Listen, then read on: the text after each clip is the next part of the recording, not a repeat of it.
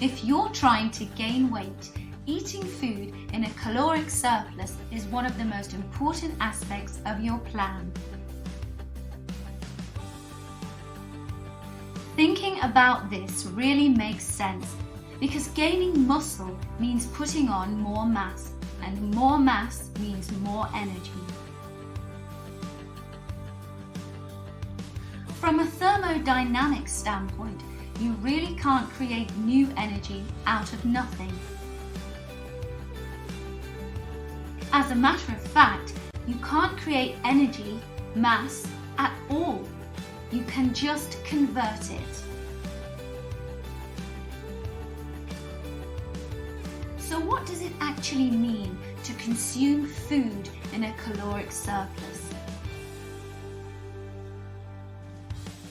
Well, it's quite simple. Your body requires a certain number of calories daily to maintain its mass and physiological functions. That number depends on factors like gender, age, height, weight, non-exercise activity, and exercise activity.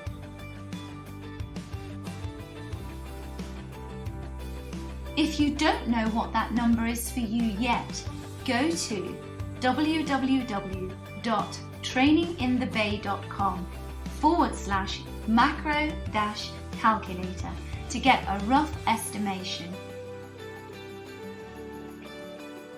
Now, once you have that number, you know a couple of things. Number 1, if you consume calories from food which are equal or very close to that maintenance number, your weight won't change. Number 2, if you consume less calories than that maintenance number, you will lose weight.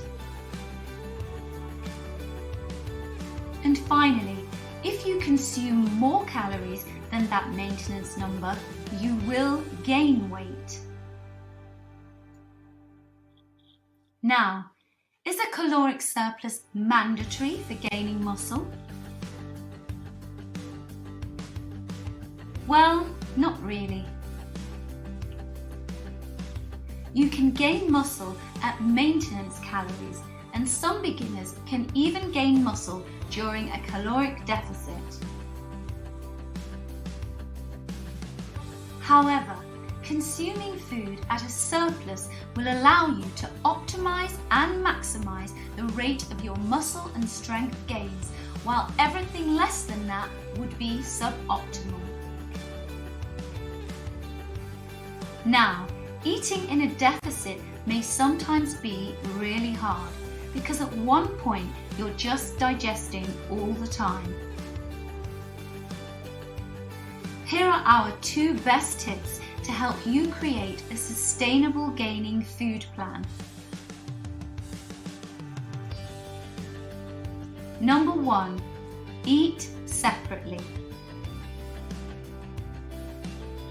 Many people who are in the game of bodybuilding will often mix foods and make immense big portions for the goal of gaining weight. Foods like sandwiches and pasta with meat and veggies are one of the core weapons in the common bulking arsenal. However, mixing foods and consuming all macronutrients all together in mixed bites may disrupt digestion and make you fuller quicker.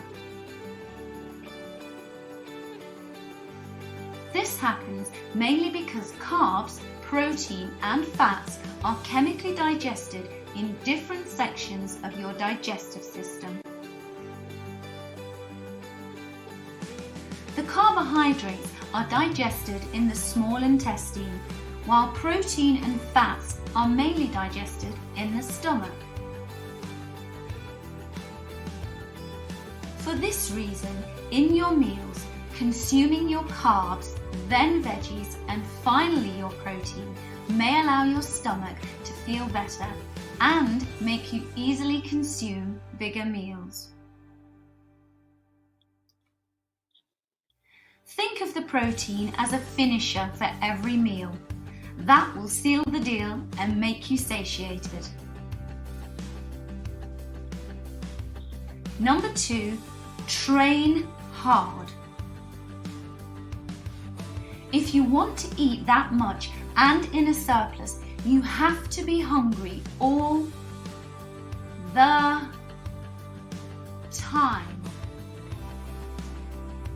Now, the reason why we feel hungry in the first place is that the body needs nutrients to recover certain structures and fuel systems in the body. So what's the best way to get hungry in all the right ways for muscle building? Training hard. During heavy training sessions, you break down muscle protein, causing micro damage to the muscle fibers. You also use up the energy reserves of your muscles, and all of this combined sets off a flurry of reactions and signals, such as the hunger signal.